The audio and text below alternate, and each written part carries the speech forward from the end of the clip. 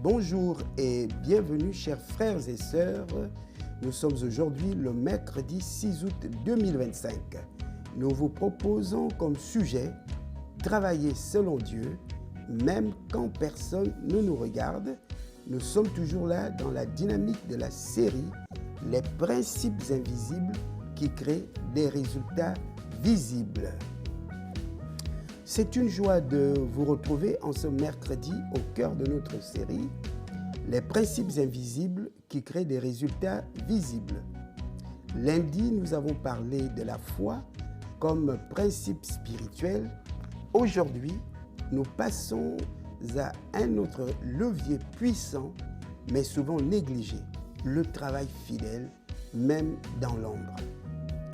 Le sujet du jour est « Travailler selon Dieu, même quand personne ne regarde ». Parce que oui, bien-aimés, dans un monde où tout doit être vu, filmé, liké ou applaudi, Dieu continue de chercher des hommes et des femmes qui servent avec diligence, discrétion et excellence. Aujourd'hui, la norme, ce sont les réseaux sociaux, le nombre de vues par vidéo, le nombre d'abonnés. Nous sommes définis par l'audimat des réseaux sociaux et non pas par l'état de notre cœur en relation avec les Saintes Écritures. Il y a même dans la parole de Dieu l'histoire de Salomon à qui son père avait adressé cette recommandation. Dans le premier livre de Chroniques, le chapitre 28, le verset 9, « Quant à toi, mon fils Salomon, apprends à bien connaître le Dieu que j'ai servi. Adore-le avec un cœur sans partage et un esprit bien disposé. En effet, le Seigneur regarde jusqu'au fond des cœurs et discerne toutes les pensées des hommes. Si tu le cherches, il se laissera trouver par toi. Mais si tu l'abandonnes, il te rejettera définitivement. » Alors, bien-aimés, que ce texte nous mette dans l'équilibre de comprendre que ce n'est pas l'œil humain qui constitue la référence, la norme dans ce que nous sommes appelés à faire pour Dieu et pour nous-mêmes. Mais c'est plutôt Dieu qui voit toutes choses, qui voit au-delà de l'œil humain. Et c'est Dieu qui est juste et dont le trône est fondé sur l'équité, sait à quel moment récompenser ceux qui agissent dans l'intégrité, ceux qui ont des motivations de travailler dans l'excellence, dans la diligence, et non pas ceux qui utilisent des stratégies humaines, des méthodes humaines pour obtenir des résultats qui attirent les regards et qui amènent à être applaudis ou à être reconnu comme étant quelqu'un d'excellent. Alors, pour aller en profondeur sur ce sujet bien-aimé, nous vous proposons 4 points clés pour développer ce sujet. Point numéro 1. Le vrai service ne dépend pas du regard des hommes. Colossiens 3, 23-24 nous enseigne « Quand tu travailles uniquement sous le regard humain, tu te limites. Mais quand tu travailles comme pour Dieu, même seul, tu bâtis quelque chose de durable. » Exemple biblique, Joseph servait fidèlement dans la maison de Potiphar, puis en prison. Personne ne le voyait, mais Dieu le voyait. Et il y a aussi l'histoire de cette sœur qui nettoyait sa petite église tous les samedis, sans jamais qu'on ne la remercie. Un jour, un visiteur de passage touché par la propreté et l'ordre a décidé de soutenir financièrement l'œuvre. Elle ne s'attendait à rien. Elle servait par principe. Alors, bien aimé aussi, dans notre engagement au service chrétien, quelle est notre motivation? Attendons-nous à ce que nous soyons reconnus par des hommes, à ce que nos efforts soient valorisés par la communauté? Non, qu'il n'en soit pas ainsi. Les Saintes Écritures nous enseignent dans l'épître aux Colossiens que nous avons lu, le chapitre 3, le verset 23-24, que nous sommes appelés à faire toutes choses de bon cœur, comme pour le Seigneur. Que nous ne nous laissons pas nous influencer, laisser guider, distraire par les opinions de ceux qui nous entourent. Posons des actes dans le service chrétien avec humilité, mais avec excellence, sachant que nous travaillons non pas pour un système, non pas pour une communauté, mais d'abord pour Dieu qui sait reconnaître nos motivations dans le secret et qui saura, au moment convenable, nous récompenser.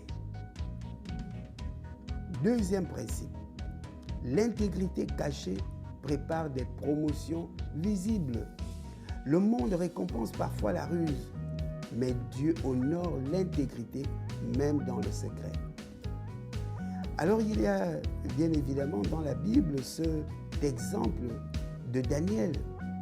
Daniel avait une routine de prière 3 fois par jour, même quand cela était interdit. Ce n'est pas un acte spectaculaire, mais c'est ce qui a fait de lui un pilier dans 4 royaumes. Encore cette histoire d'un frère bien-aimé qui travaillait dans une administration et qui refusait de signer des faux documents. Il a été déplacé, humilié, on l'a changé de service.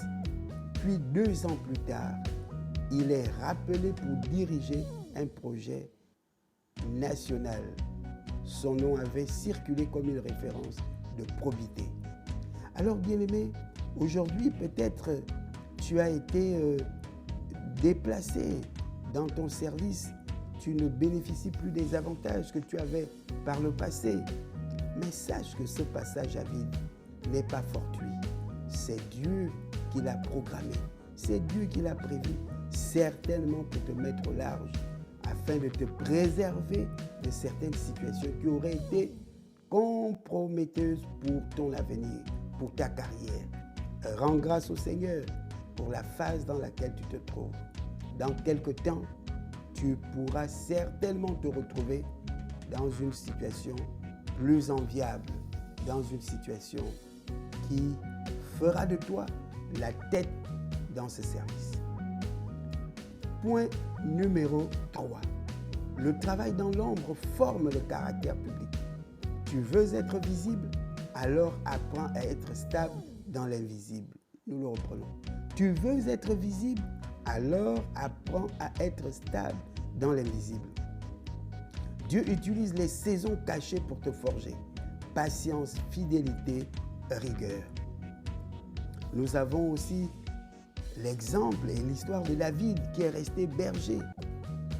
Alors qu'il avait été oint roi, il a continué à soigner les brebis, à chanter pour Dieu, à obéir à son père. Et un jour, ce que Dieu voyait en lui est devenu public. Comme réflexion, le travail que tu fais aujourd'hui, même s'il semble inutile pour les hommes, inutile aux yeux des hommes, inutile aux yeux du système, ce travail t'équipe pour ce que Dieu te prépare. Enfin, point numéro 4. Dieu prend note de ce que les autres ignorent. Le monde voit la scène, Dieu voit les coulisses. Rien de ce que tu fais avec fidélité n'est perdu.